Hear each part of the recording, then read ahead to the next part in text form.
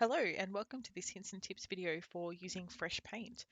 This is a great little program for creating digital paintings. So if you haven't used it before, we're going to go through some of the basic tools and what they do so that you can get started. So when you open the app, you'll see your recent pictures. So you can see here some pictures that I've had a bit of a play with. So to start a new picture, come over to the menu on the left-hand side here. Now there's two ways to start a new painting.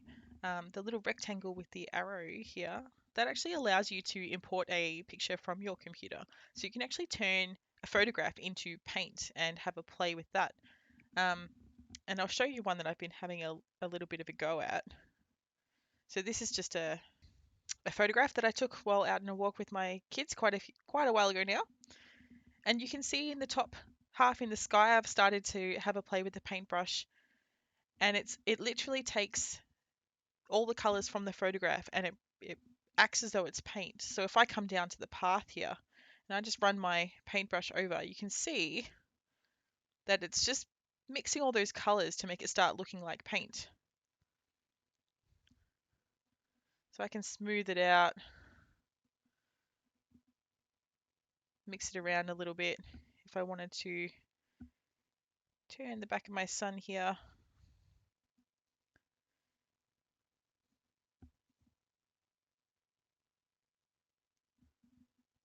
and I can turn his clothing into paint also. So this is nice because it lets you just use the colors that are already there, and you can enhance them. You can change colors and go over the top and do a few things. But I'm going to let you play with that in your own time. Just zoom out there. So in the meantime, we're going to go back to the menu, and we're going to start with a blank canvas. So if you click on the little plus symbol on the left, and we're just going to choose fresh canvas. So the first thing you'll notice is your toolbar here. And if I choose a paintbrush and click on my canvas, you'll see how the toolbar disappeared. As soon as I let go, it comes back again, so it's not in the way. But if you find that it's in the way, you want to paint underneath where the toolbar is, you can just press on around the border anywhere, and you can drag it around the screen so it's moved. Or you can click on the X in the top right hand corner of that toolbar and it will disappear. So I can paint freely now. And I can get that back by pressing the little palette with the brush on the left hand side there, and it will pop back up again. The other menu that we have is down the bottom here, and you can move that just the same. Just press on the corner or the edge, and you can move that around the screen so it's not in the way. And the features on that one is an undo button, so you can see it'll take away the brush strokes that I did. I can put them back again. The next one is a widen screen, but which is basically a zoom in and zoom out. But if you're on a touch screen, all you have to do is put two fingers on the screen, and if you spread those fingers apart, you'll zoom in, and if you pinch them back together again, you'll zoom out again. And if you just hold your fingers together and drag, you can move around your canvas. So if you've zoomed in and you want to move across, you can do that. So it takes a little bit of getting used to, but you'll get the hang of it. The other one here is your fan. So if I click on that, you'll see it spin there. And what it actually does is dry my paint. So if I was to get a clean brush and go over the top, I cannot do anything with that paint now because it has completely dried. But whereas if I hadn't dried it yet, let's do this quickly so you see, and I can actually spread that paint around. So I can't do it to the old one. I can do it to the new fresh paint. And this last tool is a color selector. So what it does, if you press it, it'll come up with this little circle. You can drag it around and go over the top of a color, and it will pick that up. So if I was to do, say, this one, and I can drag that color selector over the top of there, and you can see it turned my paintbrush to that different color. So coming back to our toolbar, you'll see there are three categories of tools that you have available to you. The first one on the right is the pencil. So if you click on the pencil there, you'll see that you've got an HB pencil, and this one's really good for sketching. So if I want to put in a horizon line there and some mountains perhaps, and you can sketch that out, tree branches, So this is quite good when you're first planning your picture, just to give you an idea of where you want to put things. And you have a few different options. You've got a 4H pencil, an HB, a 2B, which will give you a darker line there, the pen, and some crayons. Over on the far left, you've got your watercolor brushes. So these behave quite differently to the oil paints. And I'll just widen that up there. Let's take this one. So you can see they behave quite differently to the oil paints, and they also cannot go over the top of the oil paints if they are wet, I should point out. So that first layer where I dried the paint, you'll see that the watercolor does go over the top of that, but they are quite transparent, just as watercolors in real life are. But the wet oil paints you cannot go over the top of. Then the center brush here is our oil paint brush, and that's what we're going to be looking at closer today. So you've got different sized brushes here. So your square tip, the wider one. And if you want to change the width of your brush, just press on the plus symbol there and you can see that it's going to go wider. And then the minus symbol will make it go smaller again, so I can get quite a thin line. So it's quite versatile. If I want to clean my brush, your water pot is in the top right hand corner there. So if I just click on that water pot, you can see now that that's gone blank, so I have no color. But I can still use it to spread the paint around on my canvas. So if you want to spread your paint a bit more but not add any more color, then that's an option for you there. On the left of that, we've got our eraser, so we can erase something.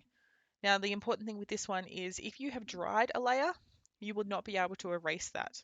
So I can erase this area of watercolor that I've added, and you can see the acrylic come through.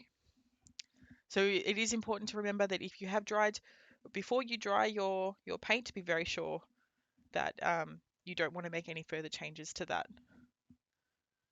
But it is good to dry it to add extra layers. So just like we would do if we were really painting, we would do a layer and it would allow to dry. We'd come back next time and we'd add some more paint. And your other tool here on the left is your blending tool. So you can use that to spread some paint around, smudge it together. So here you can see I can mix the blue and the yellow together. I don't tend to use that one very much for painting because I wouldn't if I was really painting in real life. I would get a plain brush and clean it, and I can spread it that way. That's my preferred method, but you can have a play and see what you prefer. So the next thing you need to know is about choosing colors. And the little circle here with all the colors down the bottom, this is your paint palette or your paint choices. So the first screen here are your color selectors, and there's a bunch of basic colors there to use. There's also the last one there on the right is a color wheel. So you can go through the color wheel on the side here. But the good thing about this one is that it lets you choose different tones of that one color. So if I wanted this blue, and I'm going to spread that on my canvas. Now if I come back to this color wheel, I can move my little selector tool across and you can see I get a darker shade of that same color. So if you want to have a nice transition in your sky, for example, you might want to use this tool, or in an ocean or whatever you choose to do. And that way your colors work really well together, and I can go into a lighter tint of that as well. So you can go over the top of a color. If you keep taking your pen away and putting it back down again, I can cover up that brown. So that's okay. That's got the effect I want now. And I can just blend that in and get a nice transition there. Add a bit more if I want. Okay. Now the other thing you can do is your paint palette. So that's this middle symbol here. So you get to a palette here. And the good thing about this one is that you can mix your own colors. So I can put this blue on here. I can put this darker one here. And I can actually mix these two together. Put a bit more of the lighter blue in. So when I'm happy with that color, I can actually press the plus symbol on here and you can see it's added it to that row down the bottom. And what this is a record of all the colors that I've used in my painting so far. This is really useful if you want to come back and use a color that you've used previously, you're adding to another layer. It's just a nice little addition. So I can come and I can spread that color onto my canvas. So what I was saying before, oh, actually, I'll show you. So I can clean my paintbrush in the top left corner there. I can actually clean this palette. So this little symbol with the palette and the bubbles here, this will clean my palette completely. Now, if I hadn't added my new color to my selection down the bottom, I can actually come back to this color selector tool in this menu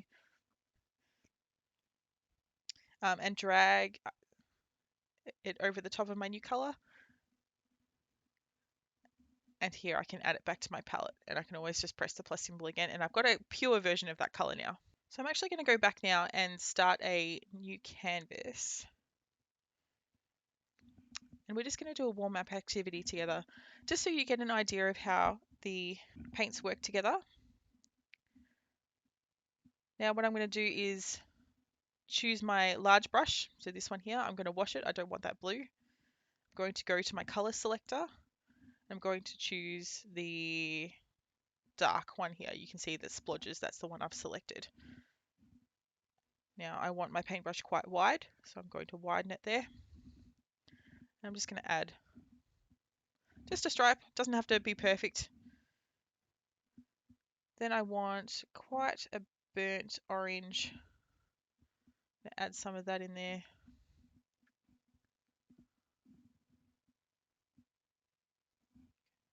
So I'm just choosing colors from the basic selection. This is just a quick activity to get you started.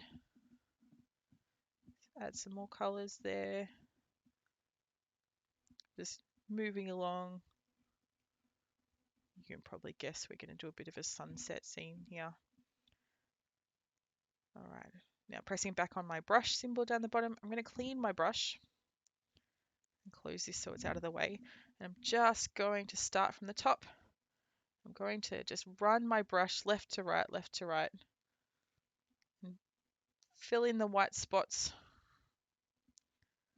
blend it together.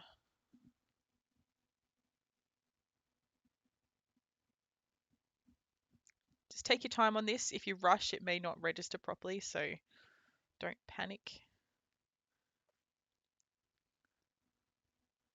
The slower you go, the smoother line you'll get.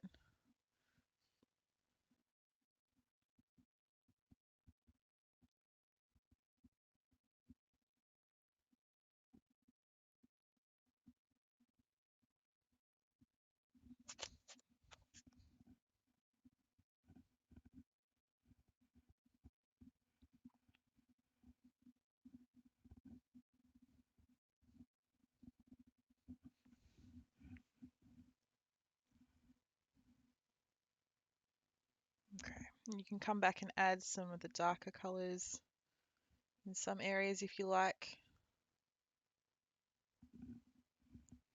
as if they were clouds. You often get they look quite dark in the sunset.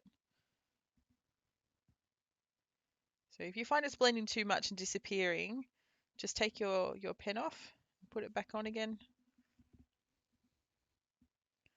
and you'll get a nice fresh blob of paint, just as if you'd gone with your brush back to the palette in reality.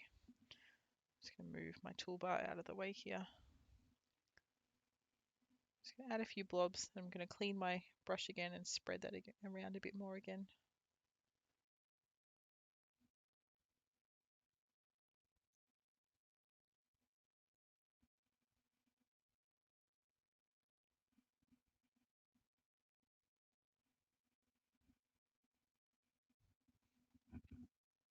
Okay. Once I'm happy with my background, I'm going to choose the black.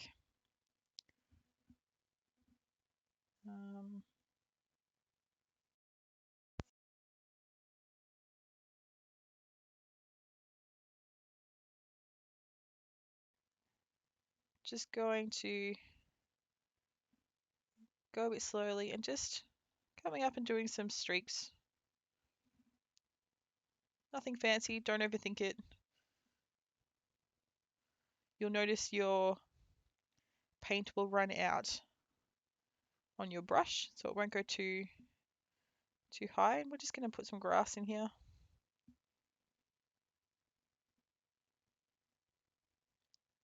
Trying to have some coming different directions.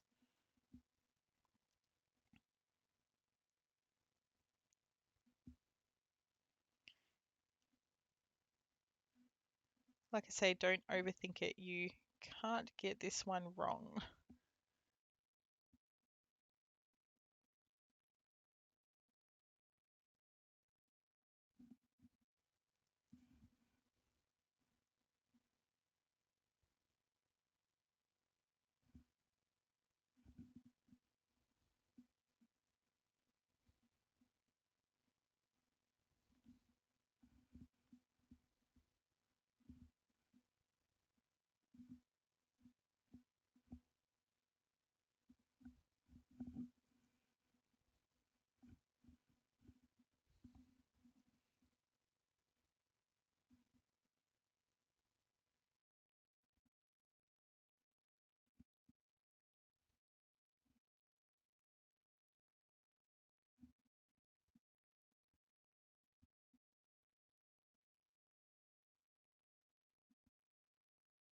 All right, so if I actually dry my canvas now, see a little fan here.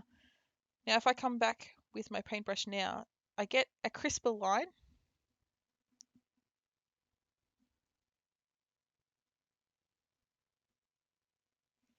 So if you want something to stand out nice and bold in the foreground of your painting, then it's a good idea to dry that background. So I'm just going to make my brush a bit thinner now.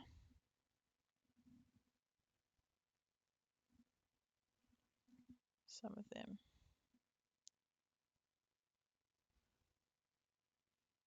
But don't stress, this is just a warm-up activity,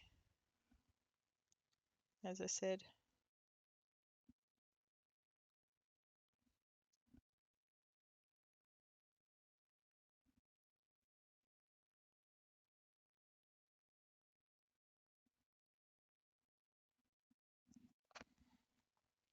Now an easy way to add leaves is actually to use your big brush. Thin it down a little bit, but not too much. And just dot. I might make that a bit smaller again. Whoops.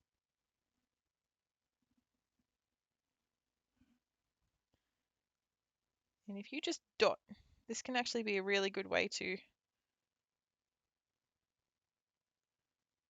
add leaves without overthinking it.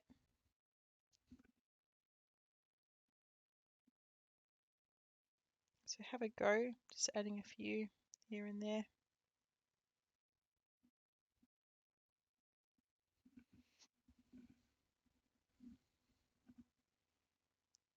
If you've got time, you can add a bird or something. See how I go.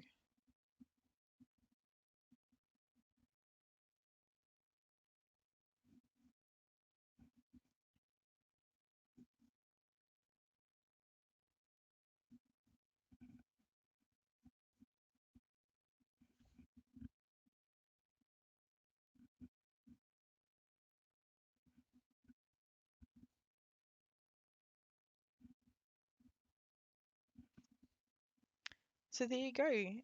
Have a go. This activity is just to get you warmed up and getting you having a play with the materials. So don't overthink it. All right, so when you are finished, you can click on the little save disk symbol on the left-hand side, and you can decide where to save that. And there you have it.